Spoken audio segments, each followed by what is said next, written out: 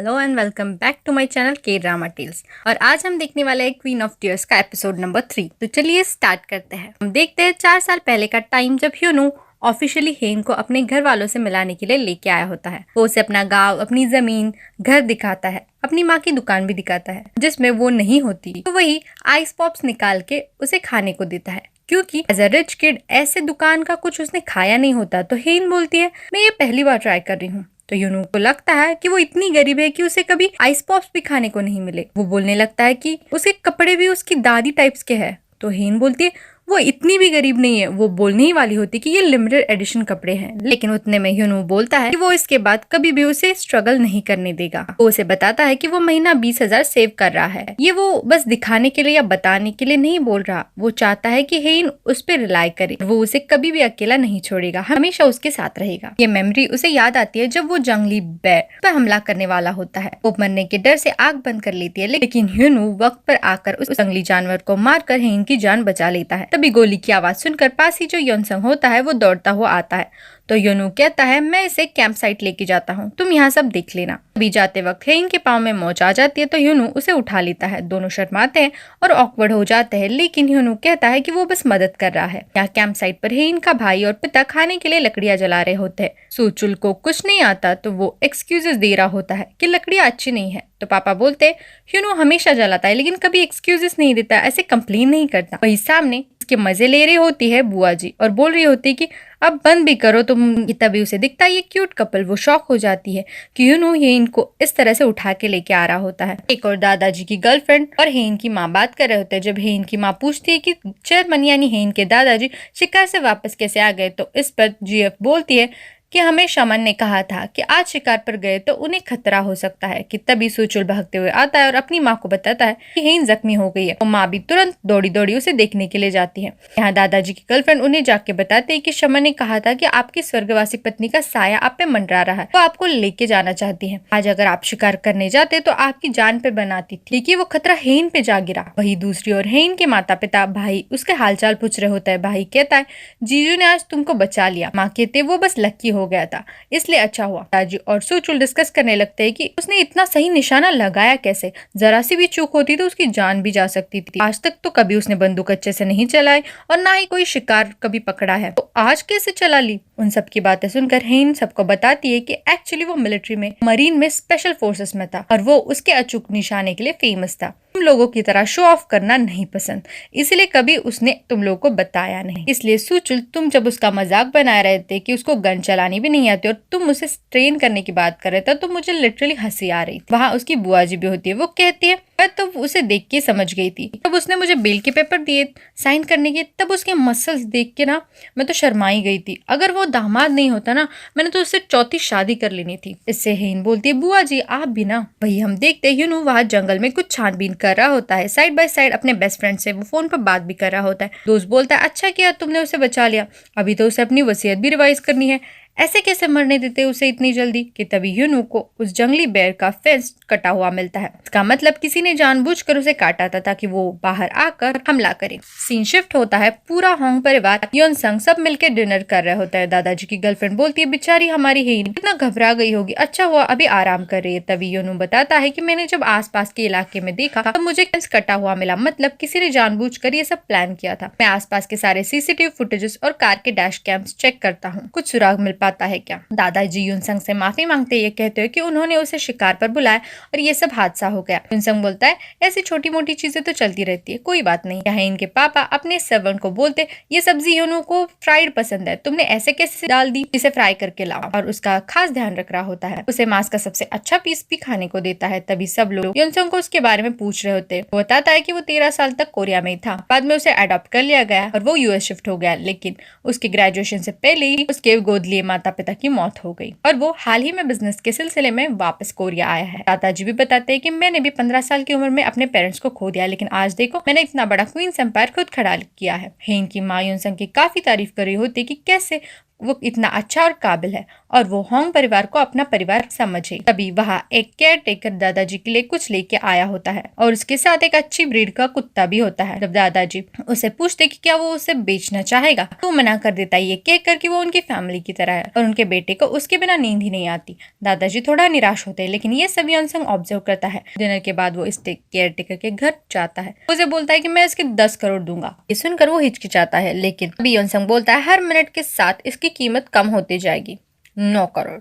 वो बोलता है लेकिन इसका खाना नहीं है। वो और कम करने ही वाला होता है, तभी वो मान जाता है, लेकिन बदले में पूरे 10 करोड़ मांगता है। वो उसे 10 करोड़ का चेक दे देता है। यहाँ रूम में सुचुल अपनी वाइफ से बात कर रहा होता है कि युनसंग का जिस तरह का एटीट्यूड है और रवैया है, उसे देखकर लगता नहीं कि उसने इतना स्ट्रगल लाइफ में देखा होगा। अब बीवी बोलती है किसी को शक्ल सूरत से ऐसे जज नहीं करना चाहिए और आपको नहीं पता चलता किसी के दिमाग में क्या चल रहा है। सुचुल अपनी बीवी से बोलता है कि विदेश में रहकर भी तुम्हारी कोरियन और भाषा का नॉलेज काफी अच्छा है। वो कहती है उसके पिता प्रोफेसर थे और वो उसके लिए शराब का ग्लास भी भरती है। अपने पति के पूछने पर वो बोलती है तुम्हें तो पता है कि मैं शराब नहीं पीती, मुझे बुरा लगता है तुम्हारे लिए, लेकिन क्या करूं। जब वो वॉशरूम जाता है तो वो खुद उसका ग्लास गटक लेती है। ये कहती है कि कितना पक करता है ये, और फिर वापस से ग्लास भर के रखती है। वॉशरूम से वापस आते वक्त उसे लॉबी में ह्यूनो दिखता है। वो उसे बताता है कि जीजू आपका कमरा दूसरी मंजिल पे लेफ्ट में लास्ट वाला है। कहता है हाँ पता है, लेकिन ऑब्वियसली उसे सोना नहीं होता, स्पेशली हेन के साथ। लेकिन ये सब वो परिवार के सामने थोड़ी दिखा सकता था। वो एक्सक्यूजेस बना रहा होता है। वो सुचुल को कहता है याद है तुमने वो क्लाइंट के बारे में मुझसे पूछा था,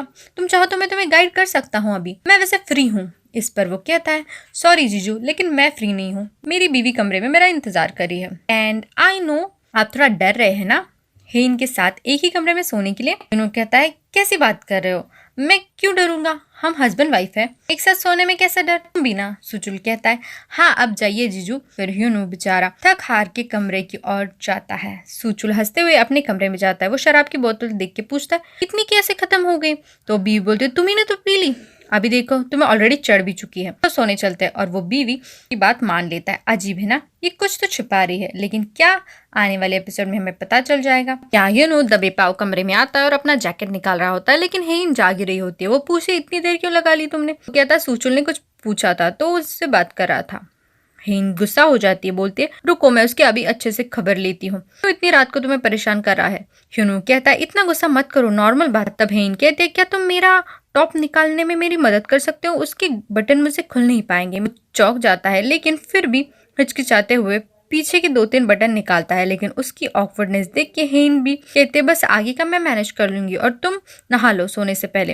वो फिर जब शावर लेने जाता है हेन वो मोमेंट के बारे में सोच रही होती है जब उसने उसे जंगली जानवर से बचाया और फिर मोचा आने पर बाहों में उठा के लेके आया। वो सोचती है बीमारी की वजह से मेरे दिमाग के तार हिल गए हैं शायद, आखिर मेरे दिमाग में वही स्लो मोशन में क्यों चल रहा है, वो इतना भी हैंडसम नहीं है, नहीं के बारे में भी नहीं सोचना है मुझे। कि तभी वो गिले बालों में कमर पे टॉवल लपेटे हुए शावर से बाहर आता है और बस क्या है इनकी आंखें खुली की खुली रह जाती है।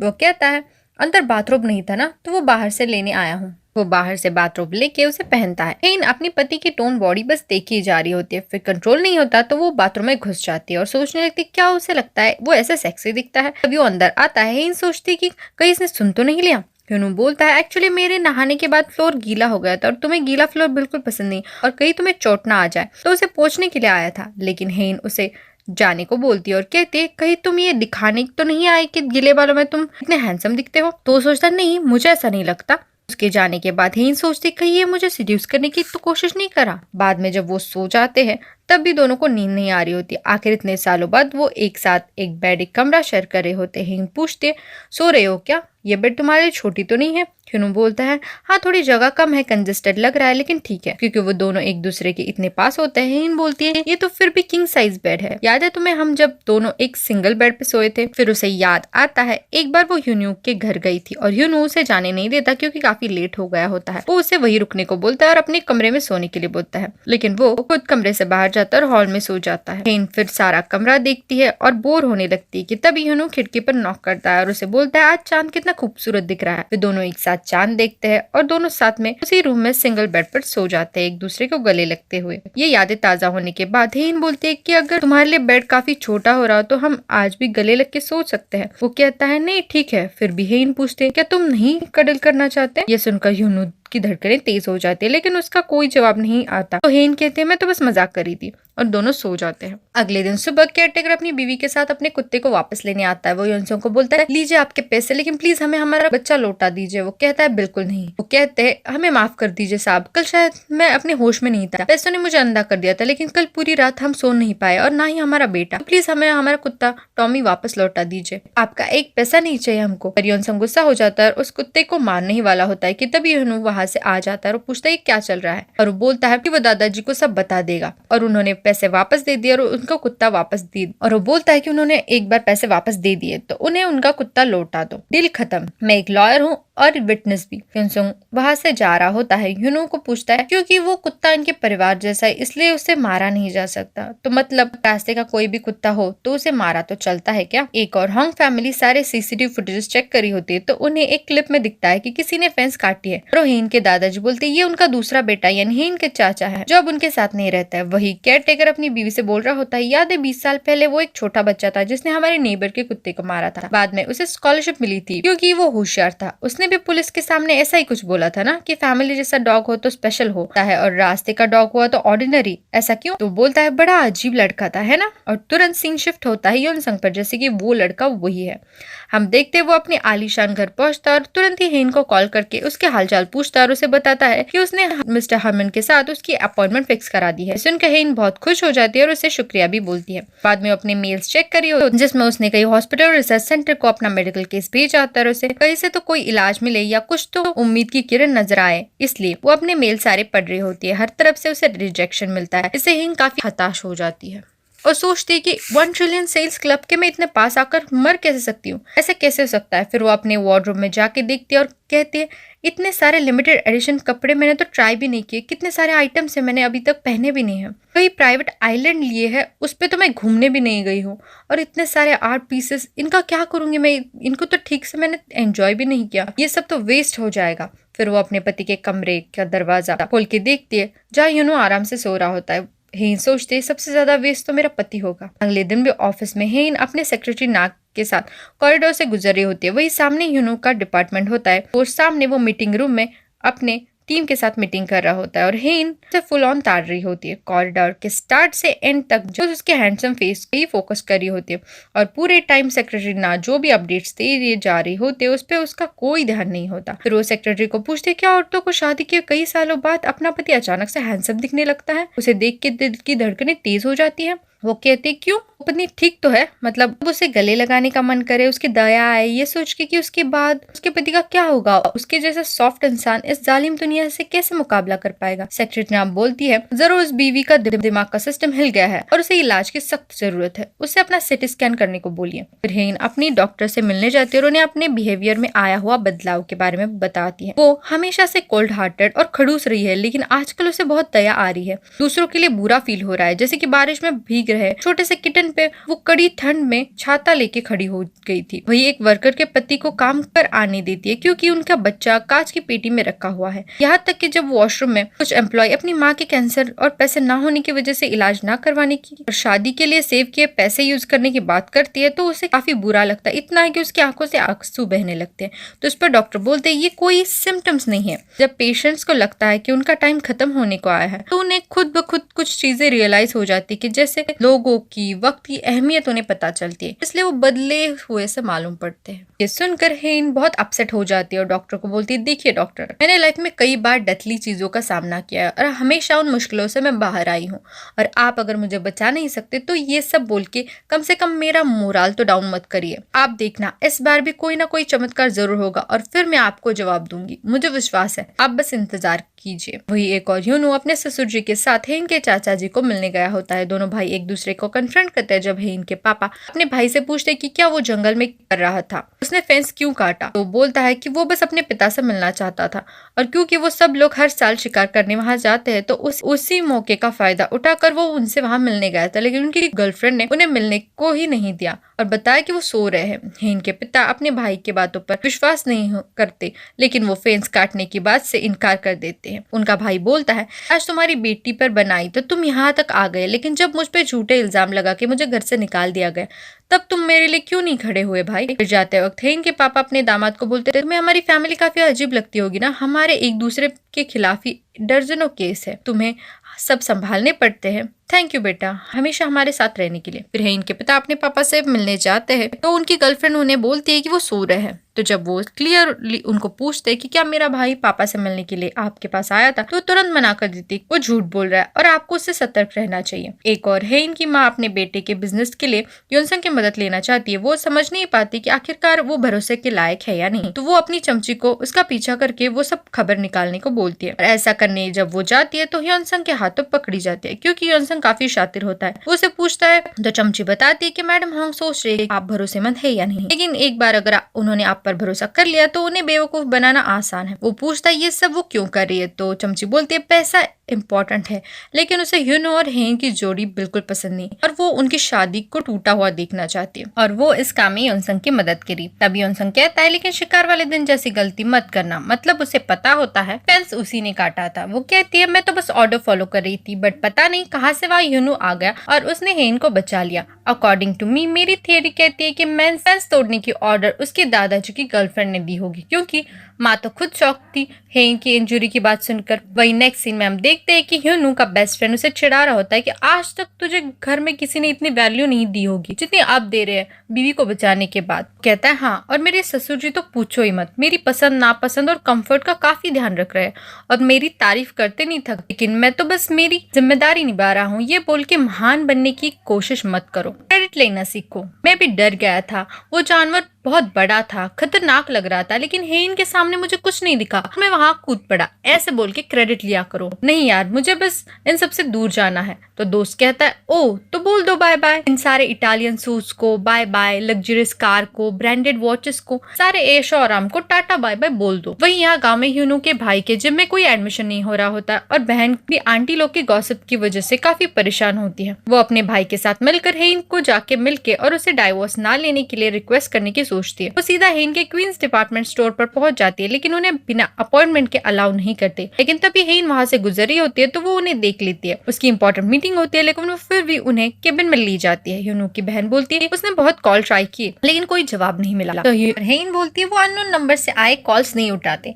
फिर वो बोलती है तुम पापा की 16th बर्थडे पे नहीं आई। हेन कहते क्या आप गुस्सा है उस बात पे, वो एक्चुअली उस वक्त कंपनी में कुछ था। यहाँ वही बात करने लगती है, लेकिन उसकी बहन अपनी हिम्मत नहीं जुटा पाती डायरेक्ट डिवोर्स की बात कर पाए। तभी सेक्रेटरी ना के बोलती है आपके मिस्टर हरमन से मीटिंग का टाइम हो चला है। तब वो सॉरी बोल के वहां से निकलती है। तब बहन हेन को बोलती है बाकी मैं तुम्हें टेक्स्ट मैसेज करती हूँ और मेरा नंबर प्लीज सेव कर लेना। नेक्स्ट सीन में हम देखते हैं कि वो जब मिस्टर हरमन को मिलने जाती है तो वो वहां पे नहीं होते, सिर्फ योनसंग होता है। बताता है कि उनकी बच्ची गिर गई इसलिए वो नहीं आ पाए। तब हेन बोलते कांट बिलीव जिस आदमी का 4 बार डिवोर्स हो चुका है वो 60 साल की उम्र में उसकी छोटी बच्ची का पिता है। स्ट्रेंज। वही ऑफिस में ह्यूनू का कोवर्कर उसे बताता है कि उसे सेक्रेटरी ना ने बताया कि हेन मिस्टर हरमन से मीटिंग करने के लिए गए, आप आराम से घर जाके रिलैक्स कर सकते हैं। उसे उनके मीटिंग से कोई फर्क नहीं पड़ता। लेकिन थोड़ी देर बाद कोवर्कर उसे बताता है कि सुना है आपके भाई बहन आज मैम से मिलने ऑफिस आए थे। ये बात सुनकर लेकिन उसको टेंशन आ जाती है। वो तुरंत अपनी बहन को कॉल करता है लेकिन वो नहीं उठाती, क्योंकि उस वक्त वो हेन को सेंड करने के लिए एक लंबा चौड़ा इमोशनल मैसेज टाइप कर रही होती है कि कैसे वो डिवोर्स नहीं ले, और सेंड करती है। फिर ह्यूनू का कॉल उठाती है, उसे बताती है कि वो उसे रिक्वेस्ट करने आई थी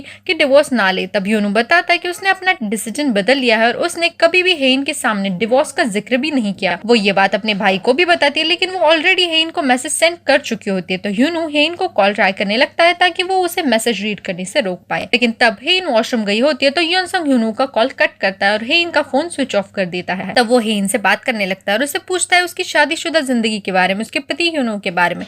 तब हेन कहते तुम क्या चाहते हो कि मैं अपने पति की बुराई करूं, लेकिन तुमने देखा ना वो कैसे मुझे बचाने के लिए खतरे में कूद पड़ा। तब योनसंग कहता है लेकिन वो हिचकिचाया था। ये सुनकर थोड़ी देर के लिए हेन भी सोच में पड़ जाती है। यहाँ हेन का कॉल ना उठाने की वजह से ह्यूनू घर जाके उसे देखता है कहीं वो घर तो नहीं पहुंच गई, लेकिन वो वहां भी नहीं होती। यहाँ हेन योनसंग को जवाब देती है कि यही फर्क है तुम दोनों में, तुम ऐसे टाइम पे भी उसे देख रहे थे, उसके एक्सप्रेशन पे गौर कर रहे थे, लेकिन वो अपनी जान को धोखे में डालते हुए बस मुझे और मेरी सेफ्टी को देख रहा था। मुझे नहीं पता तुम्हारे लिए प्यार का मतलब और मायने क्या है, लेकिन मेरे लिए ये सिर्फ खुशियां और हैप्पी मोमेंट्स नहीं बल्कि एक दूसरे का दर्द दुख बांटना, बुरे वक्त में एक दूसरे के साथ खड़े रहना है, और वो यही करता है, फिर चाहे इस सब में उसके हिस्से में बस दर्द ही क्यों ना हो। योनसंग कहता है काफी लंबा चौड़ा आंसर था, लोग जब कॉन्फिडेंट नहीं होते तब ऐसे भाषणबाजी करते हैं। हम देखते काफी देर बाद हेन घर वापस जाते, वो भी पूरी नशे की हालत में। ह्यूनू बाहर ही है, उसका इंतजार कर रहा होता है, लेकिन गाड़ी में योनसंग को देख के ह्यूनू फ्रस्ट्रेट हो जाता है और बोलता है इनको इतना क्यों पिलाया। वो शराब हैंडल कर सकते लेकिन आज वो इतनी पी के आई है। तब हेन कहते चुप हो जाओ, तुमने मेरा सारा नशा उतार दिया, कितना चिल्ला रहे हो। हेन बोलती है कल मिलते हैं। तो ह्यूनू कहता है कल क्यों मिलना है, आज हरमन से मीटिंग हो गई है ना। तब योनसंग बोलता है आज सिर्फ हम दोनों ही थे, वो कल मीटिंग है उनके साथ। फिर जाते वक्त योनसंग बोलता है मेरी हेन का ख्याल रखना। ये सुनकर ह्यूनू काफी भड़क जाता है और बोलता है तुम्हारी लगता है तुम्हें काफी चढ़ गई है, ड्राइवर इन्हें ठीक से घर तक पहुंचा देना। फिर जब वो हेन का फोन देखता है इनकी पर्स ओपन होती है क्योंकि उसे उसके फोन से वो बहन का मैसेज डिलीट करना होता है, इसलिए वो फोन ढूंढ रहा होता है। फिर उसे लगता है फोन गाड़ी में रह गया तो वो ड्राइवर को कॉल करता है। तब हेन बोलती है